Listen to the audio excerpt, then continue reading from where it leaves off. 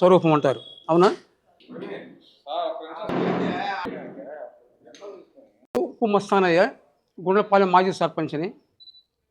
2011 కిరణ్ కుమార్ రెడ్డి గవర్నమెంట్లో నేను ఉత్తమ సర్పంచ్గా హైదరాబాద్కి ఎంపికయ్యాను, జిల్లా నుంచి ఎంపికయ్యాను. ప్రస్తుతం నేను జిల్లా ఫాస్ట్ వాకర్గా ఉన్నాను. ఫిజికల్గా ఫిట్నెస్ అవుతూ కొనసాగుతూ 73 వెళ్ళి 74 జరుగుతూ ఉంది నాకు. నేను లాస్ట్ ఇయరు ఈ సైకిల్ కార్యక్రమం మహాసంకల్ప యాత్ర చేయాల్సింది, కానీ కొన్ని అనివార్య కారణాల వల్ల వాయిదా పడింది.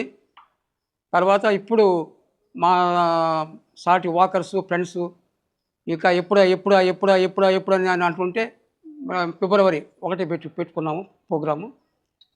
నారాయణ సారు సహకారంతో. ఆయన వాయిదా పడడం నా వల్ల పొరపాటే, కానీ ఆయన ఏమీ వద్దనలేదు. ఎందుకు ఈ మహత్తర కార్యక్రమాన్ని నేను చేపట్టానంటే, కూటమి ప్రభుత్వం అధికారంలోకి వచ్చిన తర్వాత పరిపాలన సౌలభ్యంగా జరుగుతూ ఉంది. అభివృద్ధి సంక్షేమము జోడు గుర్రాల్లాగా ముందుకు తీసుకెళ్తున్నారు చంద్రబాబు నాయుడు గారు.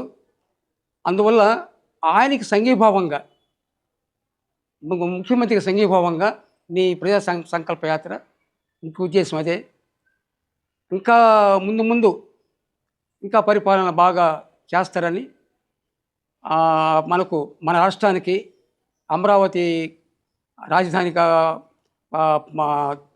కార్యక్రమాన్ని పూర్తి చేస్తారని, తర్వాత విదేశాల నుంచి పెట్టుబడులు కూడా తీసుకొచ్చే ప్రయత్నంలో ఉన్నారు. కొన్ని వచ్చున్నాయి, మళ్ళీ వాళ్ళు విరామం లేకుండా లోకేష్ గారు కానీ మన చంద్రబాబు నాయుడు గారు కానీ మళ్ళీ వాళ్ళు అప్పుడప్పుడు క్యాంప్స్ వేస్తూ వస్తున్నారు.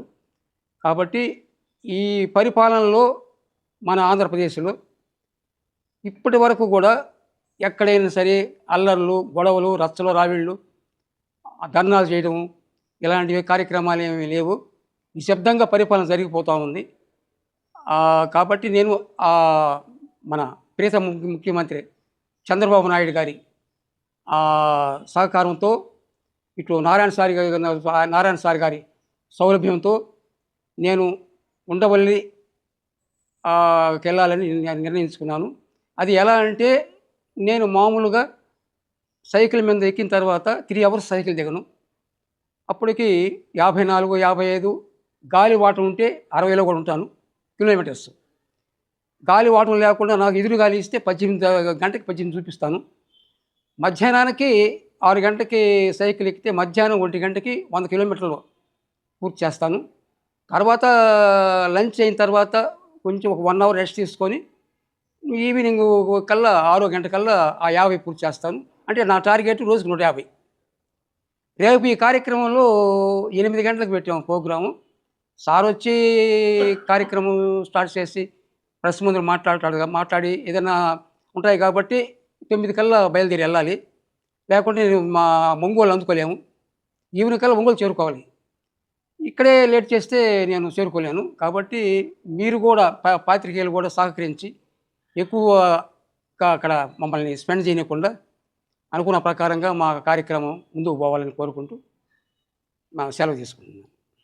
క్లాక్ అనుకున్నాము, కాకుండా ఇంకొక 1 అవర్ అంటే 9 కల్లా కార్యక్రమాన్ని పూర్తి చేసుకొని పోవాలి. అంటే ఇక్కడ మనం ఇంకా జాప్యం చేసి 10 దాకా 10:30 దాకా ఉంటే నేను ఒంగోలు చేరుకోలేను, టైం చాలదు కదా. కాబట్టి అది నా కోరిక. సంఘీభావం తెలుపుతూ, కొంతమంది మీకు తెలిసి ఉంటుంది, కొంతమంది చాలామంది సైకిల్ యాత్ర చేశారు. వాళ్ళని కొంచెం మీరే ప్రశ్నిస్తే, మేము రోజుకు వచ్చి 70 కిలోమీటర్లు పోతామయ్యా, తర్వాత రెస్ట్లో ఉంటాము, తర్వాత మళ్ళీ మరుసటి రోజు మళ్ళీ ఇంకో 70, ఆ విధంగా పోతాం మేము అని చాలామంది చెప్పుకొచ్చారు. ఇటీవలే ఒక ఆయన విశాఖపట్నం నుంచి బ్యాంక్ ఎంప్లాయ్ ఆయన 850 కిలోమీటర్లు తిరుపతికి బ్యాంక్ ఎంప్లాయీస్ సంఘీభావంగా ఆయన చేశాడు.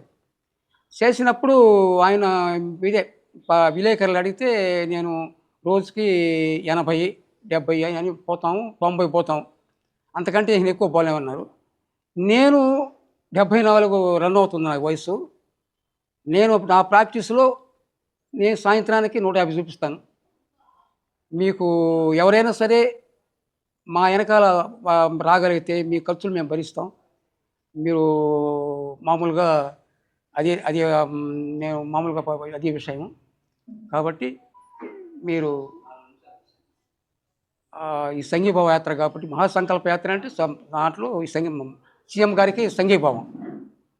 ఈ నారాయణ సారు సహకారంతో ఆయన ప్రమేయం లేకుండా ఉంటే నాకు హెల్ప్ లేకుంటే నేను చేయలేను. సీఎం గారితో అపాయింట్మెంట్ అంటే అది మాటలు కాదు కదా! అది మామూలుగా జరిగే పనులు కాదు.